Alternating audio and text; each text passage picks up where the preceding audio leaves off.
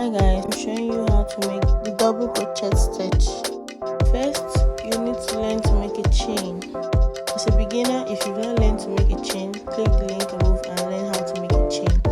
Next, you yarn over and count 3 stitches away from your hook. On the 4th stitch, you're going to put your hook through the loop, the chain stitch loop, and you're going to bring up this loop. You chain 2 stitches out of your hook and chain the remaining 2 stitches.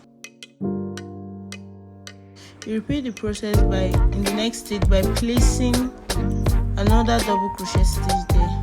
You chain through 2 stitches and chain through the remaining 2 stitches.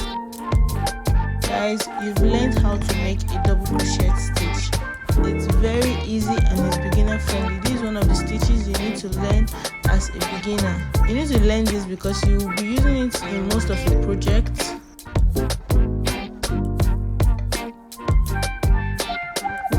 When doing the double crochet, I take just the top of the chain stitch, just one loop on the top, and then I crochet the remaining stitches.